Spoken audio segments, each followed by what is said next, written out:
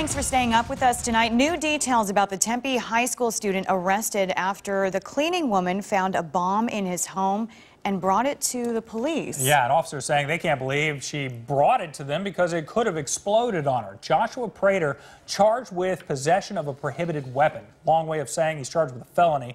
He says he didn't think it would actually explode. Prater is a senior at Marcos Deniza High. Officers say he wasn't threatening his school, but they still have a lot of questions they want answered. He was making these, if he was making them with anybody else, we don't know. It appears that it was just maybe recreational. We're not sure. We're still looking into that. Well, detectives told us today a fuse was all that was needed to make the bombs explode. If convicted, Prater could serve several years in state prison. Also tonight, the ASU student accused of beating his girlfriend to death says he's not guilty. Prosecutors saying Luis Soltero killed 19-year-old Rebecca Casper just a few weeks ago. Her body was found in his Tempe apartment. The state is charging him with murder, kidnapping, and sexual assault. Tempe police say he came to them and confessed, giving them at the time her Minnesota driver's license. Human rights groups want more transparency and oversight on the nation's immigration detention centers. It comes after 2 Guatemalans killed themselves at the Eloy Center. Activists say the government has the responsibility to make its internal reviews public and question the care detainees are getting. 6 detainees have died in custody nationwide this year. Pinal County Sheriff's Office is also getting some heat tonight. This from the wife of a hiker found dead in the Superstitions April 19th. Christopher Hensley's body was found 4 days after he'd set off into those mountains. His wife says she called Superstition Search and Rescue the day before but was frustrated with their progress. A spokesperson for the Sheriff's Office saying the crew searched that area. They thought he would have gone several times. Now, Arizona Attorney General Tom Horne pleaded no contest to a hit-and-run charge. Horne announced the plea today and said he paid a $300 fine.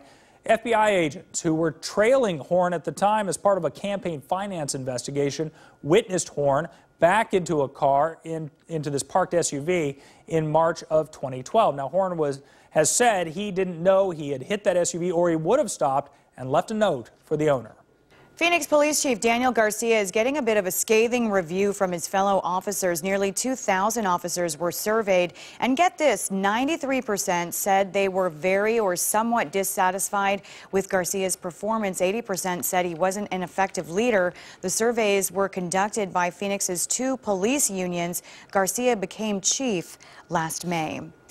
Well, the city of Phoenix is planning 2 more gun buyback events after a very successful one last week. On Saturday, more than 800 guns were turned in exchange for grocery store gift cards. Take a look at the totals: 442 handguns, 162 shotguns, 198 rifles, and 1 assault rifle. The next gun buyback is being held Saturday at these locations. The amount of gift card you get depends on the type of weapon you turn in. Let's go ahead and turn to the weather right now. Royal, an absolutely beautiful day today, and going to be another nice morning. Absolutely, but we're starting to see the end of this really nice streak of mild weather. But yeah, tomorrow morning, wake up weather, beautiful Cave Creek, 60 degrees with a little bit of cloudiness, 63 at Chandler. Peoria is going to be about 65 degrees, and Fountain Hills should also be in the low 60s to start off the day. We had a few isolated showers earlier today up in northern Arizona, and for the next couple of days, we're going to continue to see afternoon showers, mainly in northern and eastern Arizona, through Saturday at least. 2 things going on. We've got a little bit more humidity around the state, and also we're getting a fair amount of daytime heating. In fact, we're going to start warming things up over the next several days. Also, we have this big, broad area of low pressure that's just hanging out over the western third of the country, and it adds just enough instability to the atmosphere that we're kicking off the late afternoon showers and a few thunderstorms, and it also brings us the cloudiness that we've been seeing from time to time. 59 tomorrow morning at Carefree. Mesa is going to be at 63 degrees. Apache Junction should be down around 62. In central portions of the valley, 61 at Glendale and Deer Valley, 64 at Ahwatukee, 64 degrees for downtown Phoenix.